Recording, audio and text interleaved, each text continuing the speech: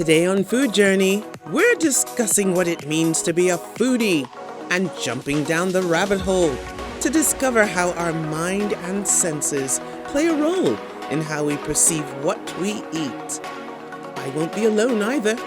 I have two outspoken and very opinionated food critics to put to the test. The Commissioner of Enjoyment himself. And you remember Uju, my food critique teacher. She's here too. So buckle up and let's go.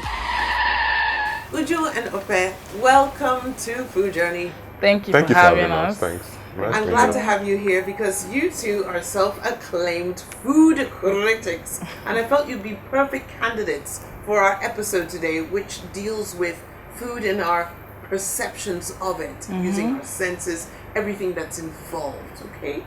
So the first question I'm going to put to both of you one by one is, could you tell me what you feel the definition of a true foodie is?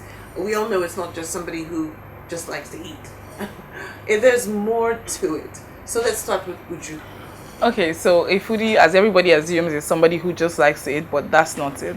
A foodie is somebody who is very concerned about quality of food. You want to know the science, the arts, every aspect of food, and then you're very concerned about very high quality food, not just any food, but food that's made like very gourmet quality food. Yeah, that's what I would say. Yeah. So you say people who are interested in quality and high class food. Yes. All right, that's one answer. Let's see what Obe has to say. So I agree with what Uju said, and to add to what she said, I think a foodie is two things. First of all, you have to know a lot about food.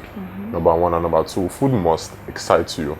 Most people just eat to stay alive. I won't call them foodies, but those who get excited by a plate of jollof, afang, ofen salad, those are foodies. Those who food makes them smile, and those who know about food. So I'll call those people foodies. For me, it's all encompassing. Yes, good answers. Right. Let's talk about the eyes and let's talk about the mind only.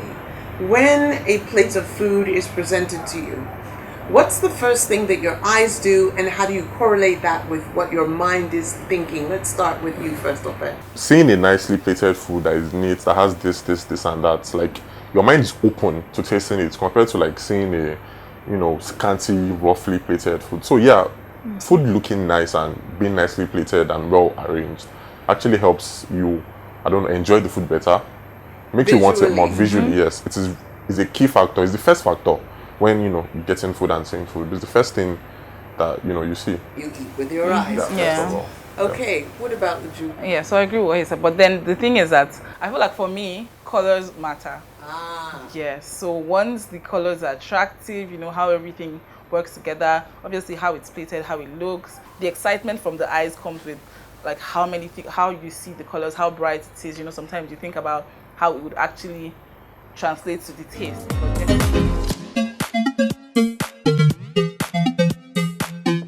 Since you guys have such a history of writing about food, I'd like to see how you fare when you have to describe food.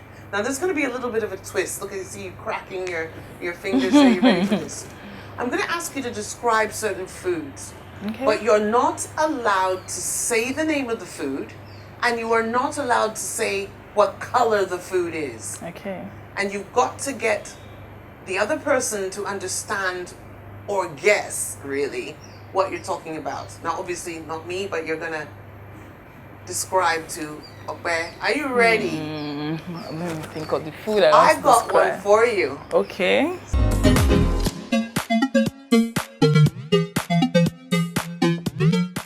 Sir, there's this thing. Lemon. No, there's this thing around it that if you dip it in water and salt, insects come out of it. There's this like meat that's been going around. It can be used to, it can be used in. Can I do that? Like where it can be used? Okay, so it can be used in puddings, parfaits, and all that. Is it pineapple? No. No. It's a fruit. Yeah. Fruit. Strawberries.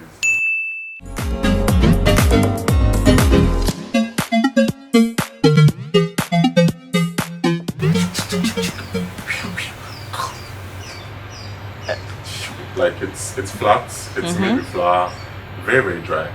Very dry. You know, you eat it. Obviously. No, you drink it. It's flat. Made with flour. Baked. Very, very, very dry. You can dip it inside. Let's start with it is flat. Made with flour. Baked. Rectangular in shape. Has holes inside.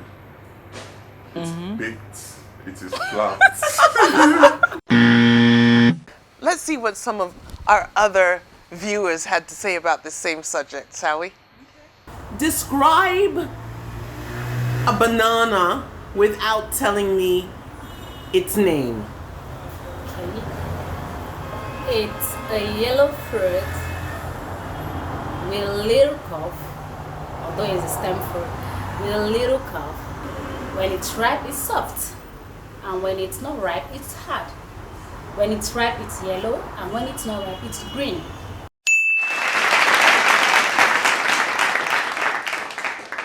Let's talk about our mouths, our actual taste receptors, our taste buds, really. We have taste receptors all over our mouths. The map we all know looks like this. Let's see how our guests do with this sugar, salt, and lemon test. So, Sonia said we should taste sugar and find out if we can taste it anywhere else apart from the tip of our tongue. Okay. Yes. So, we probably have to. Have you tried this before, this experiment? No. Okay, same. So this is new. Let's do this. Hold on. So let me start from the tip. Anywhere but the tip. I'll try it somehow. Let me cover my tip. I tried on the tip, so yeah. Surprisingly, you kind of need the roof of your mouth to taste. Not so strong. It's not so strong it's on subtle. it's subtle, but unlike the front, it's literally subtle not inside. my tip of my tongue as well. It's subtle. It's subtle, unlike the front. It's subtle. No. In the middle, it's extremely subtle. By It's the like side, almost no taste. Almost no until it taste. sips down. Yeah, almost no taste by the side. I think the roof of the mouth is very underrated in tasting because you need it. At the tip of the tongue, I tasted it, but I had to swell it a bit to get the No, I think swelling will be natural because of saliva. Yeah. But like at that point where you drop it there, does it pick it up? So that's how you compared know to if that the place rest, is active. yeah, Yeah, compared to the rest, it's more stronger, but not as strong as yeah. as I'm used to tasting Yeah, sugar. tasting But yeah, sugar. I think that theory is correct. That theory is correct. That side part is literally almost no taste of sugar, almost no taste. So scientists didn't lie. That's our conclusion on sugar. They Why do would not lie. scientists lie? They lie sometimes. They do not. It has to be proven now. A lot of people will have to run through it, but Okay, so we do lemon next. So we've been asked to taste lemons and see if they will taste anywhere else but where they are meant to taste. By the way, lemons are meant to be more pronounced in the side and below our tongue. So let's check the sweet side and the roof and the middle if we get that taste. okay. I kind of feel we'll get taste at the tip. Okay, so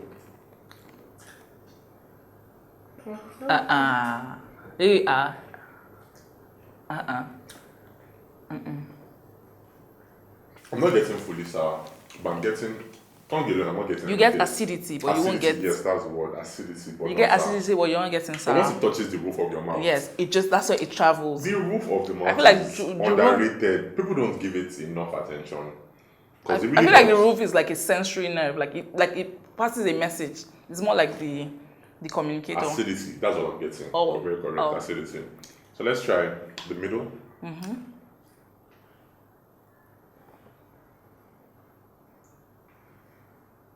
Acidity. You get so- yeah until it touches Yes, the roof. The roof again. The roof of your tongue. And the acidity is not as strong as the one at the tip. At least for me. Yes, It's yes. not as strong It's not as as- strong inside as the one on the tip. So let's try the. Already as it's dropping, I can already. At the bottom part. Please try this at home. Try this at home. So the third contestant is going to be salt. So I don't know, salt has this umami flavor I think it's the Asians that came up with that umami term. Describing umami is like salt to an extreme spots. Like umami is, I can't describe umami, but umami is like salt using, I don't know. What carrying with? Yeah, like it's like the best version of salt. Let me just use that. So okay. It is the best version of salt, and salt. They say the taste of salt is stronger in like the middle of your tongue. So let's try it at the sweet part, at the back, and and the roof. Okay. I'm a gentleman like that. Ooh. Okay, so we'll try. I'm doing tip first. Let's do tip first. Okay. Yeah.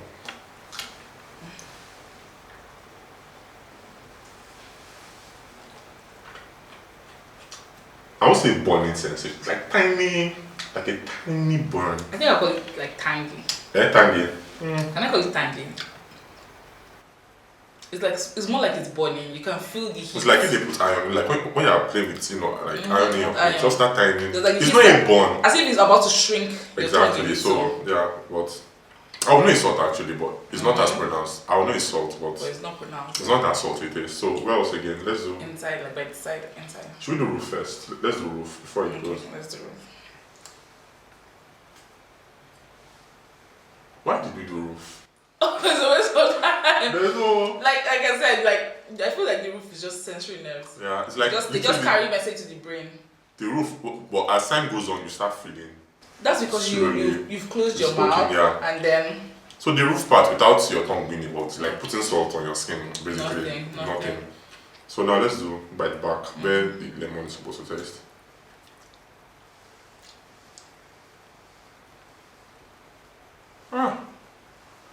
Roof, a tiny one. Nothing. It's so funny how so if you have to taste salt like that, like in that place, if you put it like there. Exactly. Like I think there are less taste. I don't know. So let's now try it at the place where it's going to taste. Okay. That's the conclusions after this. Wait. Yeah, I think we need butter.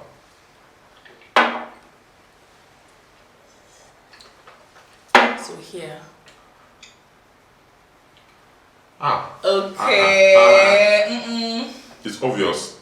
I think some closing words. I think for taste, even though some parts taste more, I think you need your whole mouth to taste. I think everything. I feel like that part picks up the taste. The other parts pick up the other feelings. Like you know how the front is like.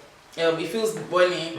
The middle feels. The other ones pick up like the other features of it. That's like why. a movie where there's the main actor and supporting cast, like they're like they're like they give you a clearer picture of like the entire flavor. So without them, you probably just be tasting one hint. True, so the other part gives us like all the notes and all the hints and it all come together. Also, so I just realized now that the roof of our mouth plays an important part in taste. I didn't know that before. I thought everything was just your tongue, lips, and teeth, but the roof of your mouth actually plays a very important role. Yeah, they're all like serious nerves that just travel to the brain and tell the brain like this is what you're tasting, this is what you're doing. Hello there.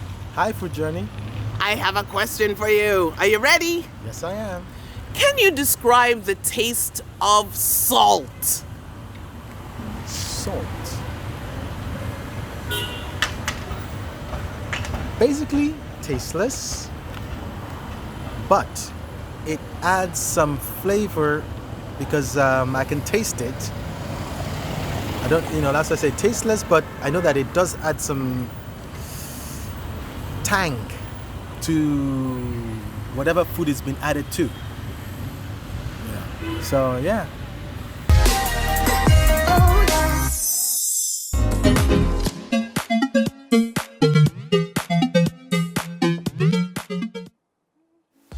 So one by one, my guests will be blindfolded and rely only on the sense of touch to identify some food selections. Good luck.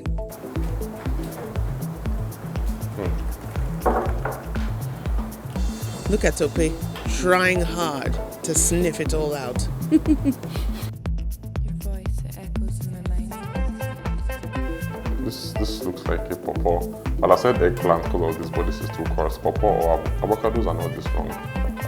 A pawpaw. Don't embarrass me. A pawpaw. Papaya. If this was not a food show, I would say this is sand. But since this is a food show, I would say this is sea salt, a type of salt. So I don't know any other spice that is this coarse. So salt, a type of salt or sand. There you go. Ooh. And we can't, raisins. Nah, raisins. If this is not raisins, then I'm going to scrape myself off the title of biggest food critic. These are raisins. Dare I say, dark raisins.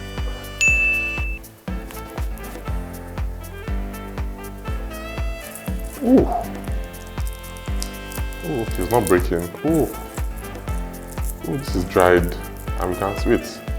This is a type of dried leaf. No idea. No idea. I don't think this is edible. At least the raisins one. I'm 100% sure. Ooh. Okay, salt. No, this is fine. No idea. This is fine. Not salt, fine, a bit moist. There are 1,000 spices. Probably pepper. Yeah, so I think the last one was paprika that I touched. I could be wrong, most likely I am, but I think it's paprika. Oh, this is that leaf they put in jollof rice. This is a leaf, 100% a leaf. I've forgotten the name of that leaf that they put in jollof rice.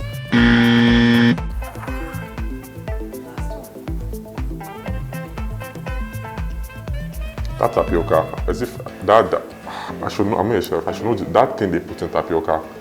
That's that aromatic. This is that spice for tapioca. Yeah, I can even smell it. This is that tapioca spice. It's black. It has like 4. Yeah, forgotten the name, but you know I know it. You people, you know I know it. That tapioca spice that is black. Even if I'm wrong, I was. Oh wow, the lights. Hey, like I said, I bet my career. So this, and I almost said dark raisins. You know things. So dark raisins. This I was correct. This I was very correct. I don't know the name. This is a dried leaf. I'm not sure if it is. This doesn't look edible. Oh, bay leaf. Okay, so yeah. So this I was correct. The jollof rice leaf. Food critic. So this. Okay, this is Gary. Why didn't I think of Gary? Oh, this is couscous. Oh, interesting. Looks like Gary. Okay, was so fine. What did I call this? I called this, I think, cayenne pepper. Oh, no, what's that pepper again? I thought this was pepper. Oh, powdered milk. Wow. Then this was, I said a dried leaf. So I was like, yeah, this is flour. So I was like, yeah, 50-50. So let's say, so this one over, this one full, correct. I got the name of this correct. This I knew what they were, but I didn't know the names. This was, I don't know, a lucky guess. These two were very wrong. So 3.5 over 6. I tried. Now it was Uju's turn to try for the ladies.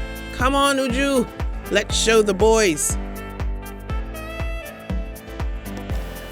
Okay, so this wants to act like an eggplant, but I don't think it's smooth enough to be an eggplant. Maybe a small pawpaw. Don't lift the bowl. Okay. Definitely some herbs. No.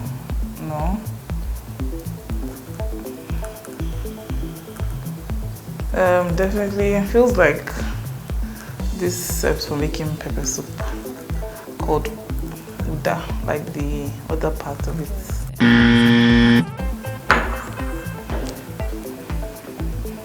Ooh, okay. Raisins.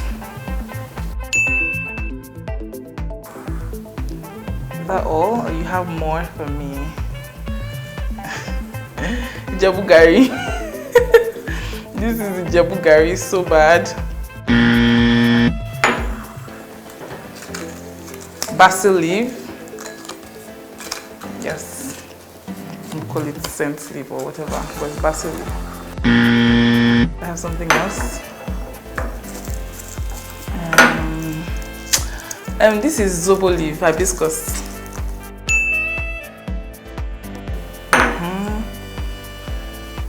So this is some kind of flour. It feels like this thing called hey, I think you call it acha. I don't know what the Hausas call it, but it feels like either flour for making swallow or that acha flour. They use it to make something like, seems like rice, but it's healthy. But that's how it feels like. Okay, so oh my god, I want to see. Okay, I knew it. Raisins. Okay, gari, jabu, basil leaf. I knew it was like small. This is like So, Uju scored? I think I did a good job. I think I did an okay job with some of the stuff. Maybe this one is not. I didn't like the fact that I didn't get couscous, but it felt like gari. And yes, Baileys. Yes, and Baileys. But this. Maybe I didn't call it close, but I called it the Igbo name. Yeah. Not very impressed, but I could manage. I have a question for you, sure. Describe for me the taste of coffee. Okay, well, as an avid coffee drinker, I think for me, the taste of coffee is more in how it makes me feel. So there are two different types of taste. I think one is the actual flavor itself, and the other is in the feeling. And for me, the flavor is more smooth, calm, soft. But the result of that is it just gives me joy in life. I feel like if I don't have a cup of coffee in the morning, not only am I still not awake, but I don't feel alive. So for me, the flavor of coffee is more or less a combination of the actual taste, which varies depending on the type of coffee you like, and how it truly makes you feel. So at the end of the day, it is life and joy for me.